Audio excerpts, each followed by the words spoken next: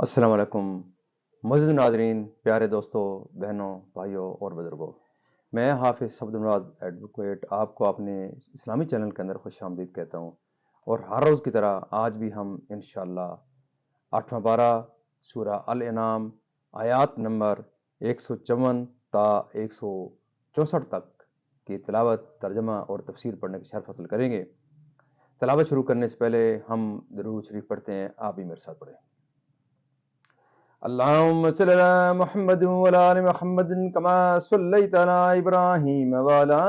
آل إبراهيم إنك حميد مجيد.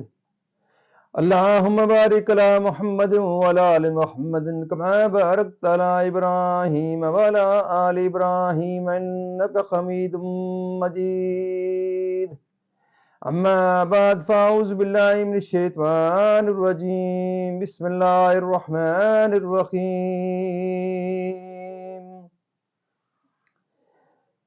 وَهَذَا كِتَابٌ أَنزَلْنَاهُ مُبَارَكٌ فَاتَّبِعُوهُ وَاتَّقُوا لَعَلَّكُمْ تُرْحَمُونَ۔ أَن تَقُولُوا إِنَّمَا أُنزِلَ الْكِتَابُ عَلَى طَائِفَتَيْنِ مِنْ قَبْلِنَا وَإِنْ كُنَّا عَنْ دِرَاسَتِهِمْ لَغَافِلِينَ أَوْ تَقُولُوا لَوْ أَنَّا أُنزِلَ عَلَيْنَا الْكِتَابُ لَكُنَّا أَهْدَىٰ مِنْهُمْ فَقَدْ جَاءَكُمْ بَيِّنَةٌ مِّن رَّبِّكُمْ وَهُدًى وَرَحْمَةٌ فَمَنْ أَظْلَمُ مِمَّنْ كَذَّبَ بِآيَاتِ اللَّهِ وَصَدَفَ عَنْهَا سَنَجْزِي الَّذِينَ يَصْدِفُونَ عَنْ آيَاتِنَا سُوءَ الْعَذَابِ بِمَا كَانُوا يَصْدِفُونَ هل ينظرون إلا أن تأتيهم الملائكة أو يأتي ربك أو يأتي بعض آيات ربك يوم يأتي بعض آيات ربك لا ينفع نفسا إيمانها لم تكن آمنت من قبل أو كسبت في إيمانها خيرا قُلِ انتظروا إِنَّا منتظرون إِنَّ الَّذِينَ فَرَّقُوا دِينَهُمْ وَكَانُوا شِيَعًا لَّسْتَ مِنْهُمْ فِي شَيْءٍ إِنَّمَا أَمْرُهُمْ إِلَى اللَّهِ ثُمَّ يُنَبِّئُهُم بِمَا كَانُوا يَفْعَلُونَ من جاء بالحسنة فله أشر أمثالها ومن جاء بالسيئة فلا يجزى إلا مثلها وهم لا يظلمون قل إنني هداني ربي إلى صراط مستقيم دیناً قیما ملت ابراہیم حنیفا وما کان من المشرکین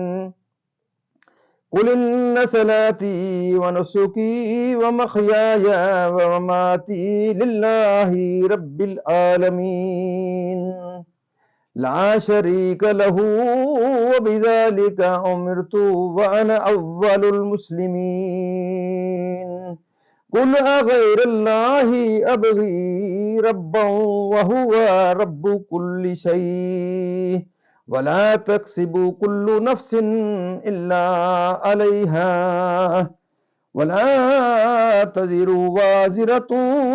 وزر أخرى ثم إلى ربكم مرجعكم فينبئكم بما كنتم فيه تختلفون وهو الذي جعلكم خلائف الأرض ورفع بعضكم فوق بعض درجات ليبلوكم فيما آتاكم ان ربک سریع العقاب وانہ لغفور رحیم۔ صدق اللہ العظیم۔ ترجمہ: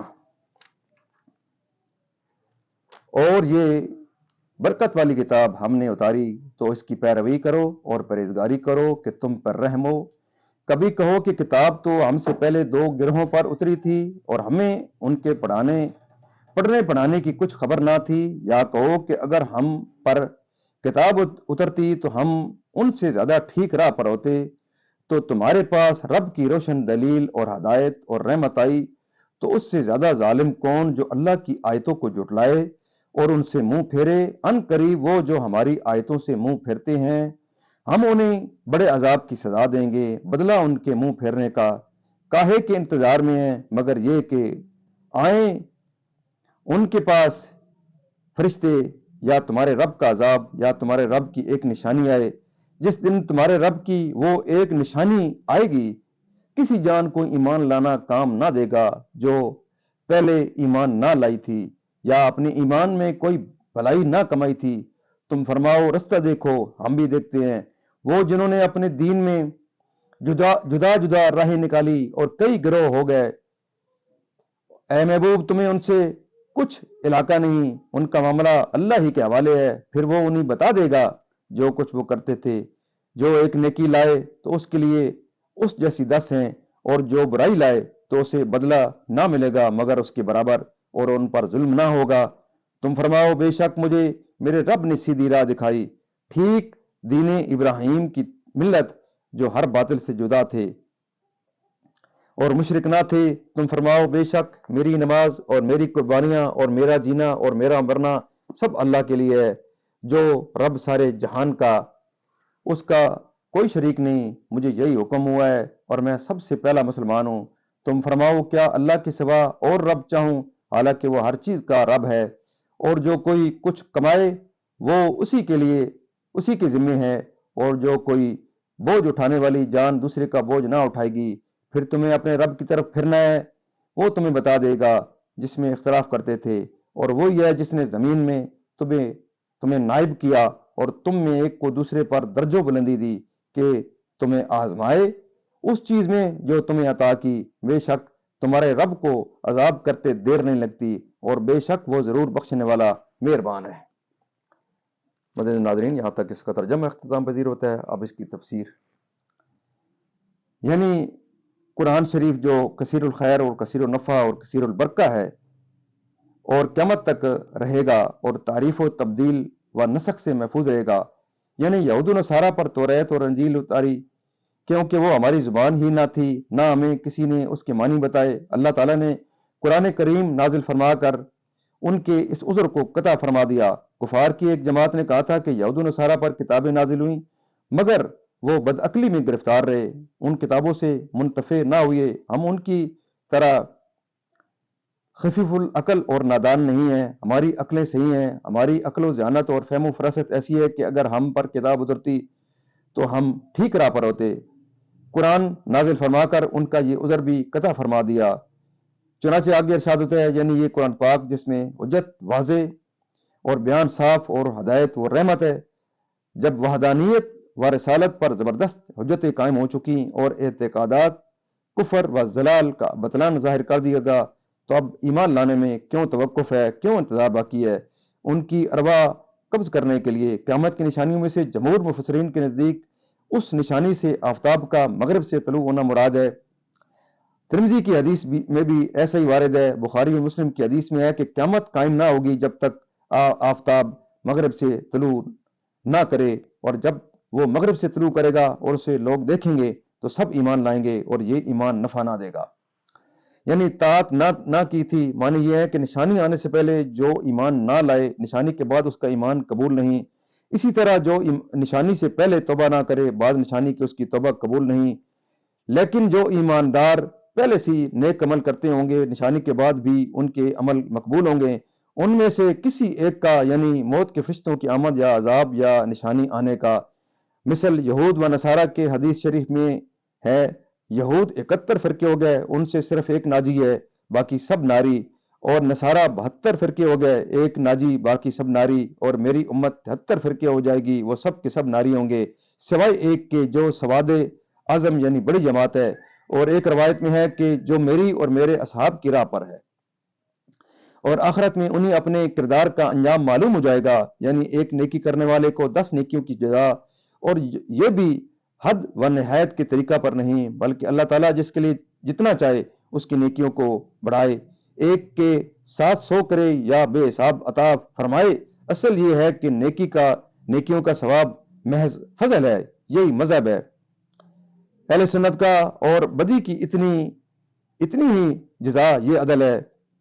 یعنی دین اسلام جو اللہ کو مقبول ہے، اس میں کفار قریش کا رد ہے جو گمان کرتے تھے کہ وہ دین ابراہیمی پر ہیں۔ اللہ تعالیٰ نے فرمایا کہ حضرت ابراہیم علیہ السلام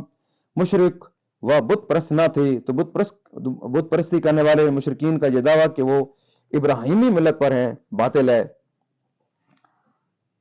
اولیت یا تو اس اعتبار سے ہے کہ انبیاء کا اسلام ان کی امت پر مقدم ہوتا ہے، یا اس اعتبار سے کہ سید عالم صلی اللہ علیہ وسلم اول مخلوقات ہیں، تو ضرور اول المسلمین ہوئے۔ شان نزول کفار نے نبی کریم صلی اللہ علیہ وسلم سے کہا تھا کہ آپ ہمارے دین کی طرف لوٹ آئیے اور ہمارے معبودوں کی عبادت کیجیے۔ حضرت ابن عباس رضی اللہ تعالیٰ نے فرمایا کہ ولید بن ابن مغیرہ کہتا تھا کہ میرا رستہ اختیار کرو، اس میں اگر کچھ گناہ آئے تو میری گردن پر۔ اس پر یہ آیت کریمہ نازل ہوئی اور بتایا گیا کہ وہ رستہ باطل ہے۔ خدا شناس کس طرح گوارا کر سکتا ہے کہ اللہ کے سوا کسی اور کو رب بتائے، اور یہ بھی باطل ہے کہ کسی کا گناہ دوسرے اٹھا سکیں۔ ہر شخص اپنے گناہ میں ماخوذ ہوگا، دوسرے کے گناہ میں نہیں، روز قیامت، کیونکہ سید عالم صلی اللہ علیہ وسلم خاتم النبیین ہے، آپ کے بعد کوئی نبی نہیں، اور آپ کی امت آخر الامم ہے، اس لیے ان کو زمین میں پہلوں کا خلیفہ کیا کہ اس کے مالک ہوں اور اس میں تصرف کریں، شکل و صورت میں، حسن و جمال میں، رزق و مال میں، علم و عقل میں، قوت و کمال میں، یعنی آزمائش میں ڈالا کہ تم نعمت و جاہ و مال پا کر کیسے شکر گزار رہتے ہو، اور باہم ایک دوسرے کے ساتھ کس قسم کے سلوک کرتے ہو۔ معزز ناظرین، آج تک یہاں پہ سورہ الانعام کی تلاوت، ترجمہ اور تفسیر اختتام پذیر ہوتی ہے۔ اللہ تعالیٰ کے دربار کے در ہم دعا کرتے ہیں کہ اللہ تعالیٰ ہمیں اسی طرح قرآن پاک پڑھنے، قرآن پاک کو سمجھ کر اور اس کے احکامات کے مطابق حضور پاک صلی اللہ علیہ وسلم کی پاک سیرت کے مطابق اور صحابہ کرام کے نقش قدم کے اوپر چلنے کی توفیق عطا فرمائے۔ پیارے دوستو، اللہ تعالیٰ کے دربار کے در ہم دعا کرتے ہیں اس کلام مقدس کے صدقے، اس ماہ مقدس کے صدقے کہ اللہ تعالیٰ